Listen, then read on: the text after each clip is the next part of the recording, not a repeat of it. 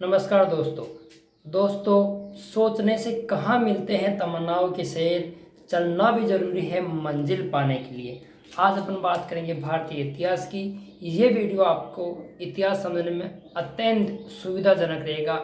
अगर आपके लिए इतिहास एक कठिन सब्जेक्ट है तो आपके लिए इतिहास बन जाएगा इजी। जो सने और तिथियां आपको याद नहीं होती वो आपको अंगुलियों पे याद हो जाएगी। ये मेरा वादा है। ये वीडियो आप अंत तक देखना, आपके लिए इतिहास हो जाएगा बिल्कुल आसान सब्जेक्ट। अपन बात करते हैं भारतीय इतिहास की।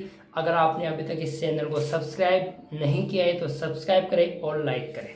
दोस्तों, भारतीय इतिहास, सबसे पहले अपन बात करते हैं इतिहास की। इतिहास वह है जो समय बीत गया उसके अध्ययन करने को अपन इतिहास करते हैं। इतिहास के जनक या पितामह की बात करें तो सबसे पहले नाम आता है हेरोडोटस। हेरोडोटस को इतिहास का जनक या पितामह कहा जाता है। इनकी पुस्तक का नाम था हिस्टोरिका। अगर अपन बात करते हैं भारतीय इतिहास की तो भारतीय इतिहास में नाम आता है वेदव्यास। वेदव्यास को भारतीय इतिहास का पितामह या जनक कहा जाता है। इनकी पुस्तक का नाम था महाभारत। राजस्थान इतिहास के जनक की अपन बात करते हैं तो कर्नल जेम्स टोड को राजस्थान इतिहास का जनक कहा जाता है। इनकी पुस्तक का नाम था annals and antiquities of Rajasthan, जो लंदन से प्रकाशित हुई थी। कर्नल जेम्स टोड भारत में पॉलिटिकल एजेंट बन के आए थे। इन्हें घोड़े वाला बाबा भी कहा जाता है।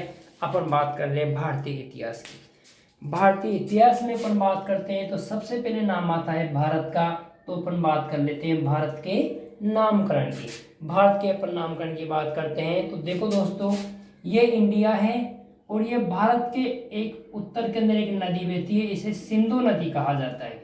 सिंधु नदी को पार करके ईरान और इराक के लोग व्यापार करने के लिए आया करते थे। ये अपनी भाषा में से को हे कहा करते थे, इसलिए इन्होंने सिंधु नदी को हिंदू नदी कहा और इन्होंने यहाँ के निवासियों को हिंदू कहा और अपने देश का नाम पड़ गया हिंदुस्तान। बात करते हैं इंडिया की। उसके पश्चात भारत के अंदर अंग्रेज आए और अंग्रेजों ने सिंधु नदी को इंडस नदी कहा। इस कारण अपने देश का क्या नाम पड़ गया, इंडिया। उसके अपन पश्चात बात करते हैं भारत की। तो भारत में एक महान राजा हुए रघुकुल वंश के राजा भरत, जिसके नाम के कारण अपना नाम भारत पड़ा। रघुकुल वंश में एक प्रसिद्ध कहावत थी, रघुकुल रीत सदा चले आए प्राण जाए परे वचन। भारतीय इतिहास का वर्गीकरण।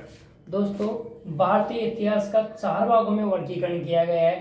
पहला भाग है प्राक ऐतिहासिक काल, यानी जहां से मानव जीवन शुरू हुआ, यानी अतीत से लेकर 3000 ईसा पूर्व तक, 3000 ईस्वी पूर्व तक को कहा जाता है प्राक ऐतिहासिक काल। देखो दोस्तों, शुरुआत में इतिहास ईसा पूर्व से चलेगा, उसके पश्चात ईसा मसीह के जन्म के पश्चात 1 ईसा 101, जैसे वर्तमान में 2021 ऐसे चलेगा। दोस्तों, प्राचीन ऐतिहासिक काल इतिहास का सबसे बृहद और सबसे असभ्य काल था। इस काल में लिपि का विकास नहीं हुआ, इसमें कोई भी लिखित साक्ष्य नहीं मिले। इस काल में शुरुआत में पत्थरों का प्रयोग किया गया, इस कारण इसे पाषाण काल भी कहा जाता है। प्राचीन ऐतिहासिक काल को 3 भागों में बांटा गया है।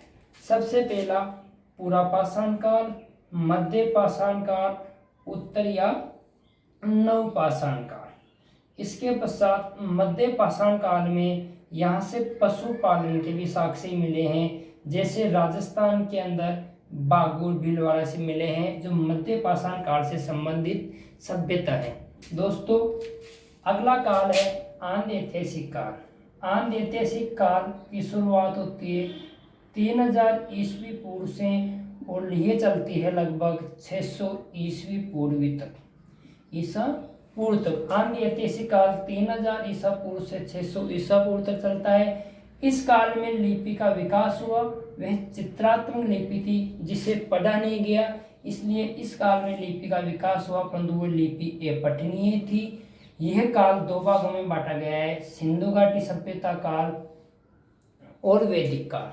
दोस्तों, सिंधु घाटी सभ्यता काल की समय अवधि होती है 3000 ईसा पूर्व से 3000 ईसा पूर्व से 1600 ईसा पूर्वी तक।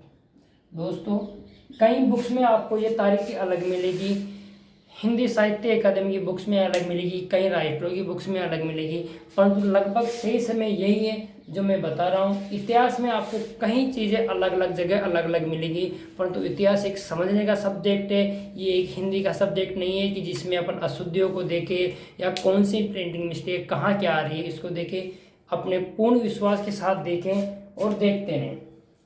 आंधी ऐतिहासिक काल को दो भागों में बांटा गया है, सिंधु घाटी सभ्यता काल और वैदिक काल। सिंधु घाटी सभ्यता की समय अवधि 3000 ईसा पूर्व से 1600 ईसा पूर्व तक है और वैदिक सभ्यता की समय अवधि 1600 ईसा पूर्व से लेके 600 ईसा पूर्व तक 600 ईसा पूर्व तक। वैदिक सभ्यता को दो भागों में बांटा गया है, उत्तर ऋग्वैदिक काल और उत्तर वैदिक काल। ऋग्वैदिक काल की समय अवधि होती है दोस्तों 1600 ईसा पूर्व से लेके 1000 ईसा पूर्व तक और उत्तर वैदिक काल की समय अवधि होती है 1000 ईसा पूर्व से लेके 600 ईसा पूर्व तक। दोस्तों अब जो मैं बताने जा रहा हूँ अच्छी तरह से समझना। सिंधु घाटी सभ्यता, ये लोग ईरान और इराक से आए, भारत में आके इन्होंने व्यापार किया। व्यापार करेंगे तो कहाँ रहेंगे? शहरों में रहेंगे। अगर शहरों में रहेंगे तो किसका विकास होगा? नगरों का विकास होगा। तो सिंधु घाटी सभ्यता एक नगरीय सभ्यता थी जिसमें लोग व्यापार किया करते थे। वैदिक सभ्यता के लोग खेती और पशुपालन करते थे, यानी एक गाँव में रहे तो वैदिक सभ्यता एक ग्रामीण सभ्यता थी जहाँ पर पशुपालन का विकास हुआ। यहाँ से मैं सिंपल सा क्वेश्चन में बता देता हूँ आपको। जैसे क्वेश्चन आता है कौन सी सभ्यता लोह युगीन थी और कौन सी सभ्यता लोह युगीन नहीं थी। देखो दोस्तों, लोहा की अपन बात करते हैं तो लोहे की खोज हुई 1000 ईसा पूर्व में। लोहे की खोज हुई 1000 ईसा पूर्व में। तो आप आसान से दिमाग लगा सकते हैं कि 1000 ईसा पूर्व में उत्तर वैदिक काल आ गया था, यानी उत्तर वैदिक काल सभ्यता लोह युगीन है, जबकि सिंधु घाटी सभ्यता के लोग और ऋग्वैदिक सभ्यता के लोग लोहे से अपरिचित थे। क्वेश्चन आता है सिंधु घाटी सभ्यता के लोग कौन से धातु से परिचित थे, तो उसमें आपके सामने क्या आ जाएगा? लोहा आ जाएगा। दोस्तों अपन तीसरे भाग की बात करते हैं और वह है ऐतिहासिक काल। ऐतिहासिक काल की समय अवधि प्रारंभ होती है 600 ईसा पूर्व से और यह चलता है वर्तमान तक। ये चलता है वर्तमान तक, या अपन ले ले इसको 1947 तक। ऐतिहासिक काल 600 ईसा पूर्व से 1947 तक। इन्हें तीन भागों में बांटा गया है जो अपन अक्सर इतिहास पढ़ते हैं। प्राचीन भारत का इतिहास, मध्यकालीन भारत का इतिहास और आधुनिक भारत का इतिहास। प्राचीन भारत के इतिहास की समय अवधि होती है दोस्तों 600 ईसा पूर्व से 1207 ईसा तक। 1207 ईसा तक। मध्यकालीन भारत की समय अवधि होती है दोस्तों 1207 ईस्वी से 1707 ईस्वी तक। और आधुनिक भारत का इतिहास प्रारंभ होता है 1707 ईस्वी से लेके 1947 ईस्वी तक। देखो दोस्तों, यहाँ पढ़ने से पहले अपन तीनों को अलग अलग समझ के पढ़ते हैं कि ये टॉपिक अपन यहाँ से पढ़ रहे हैं, ये मध्यकाल से पढ़ रहे हैं या आधुनिक से पढ़ रहे हैं, तो अपने को आसानी से याद हो जाता है। प्राचीन भारत के इतिहास में जैसे अपन प्रारंभ करते हैं 600 ईसा पूर्व में, यानी बौद्ध धर्म आ जाएगा आपके सामने, जैन धर्म आ जाएगा, महाजनपद काल आ जाएंगे आपके सामने, मौर्य वंश आ जाएगा। जैसे ईसा प्रारंभ होगी मोटा मोटा हर्षवर्धन आ जाएगा आपके सामने, गुप्त वंश आ जाएगा। उसके पश्चात मुस्लिम आक्रमणकारी आ जाएंगे जैसे मोहम्मद बिन कासिम, उसके पश्चात मोहम्मद गजनवी, उसके पश्चात मोहम्मद गोरी के अंत जैसे अंत होगा उसके पश्चात प्राचीन भारत का इतिहास समाप्त हो जाएगा और मध्यकालीन भारत का इतिहास प्रारंभ हो जाएगा।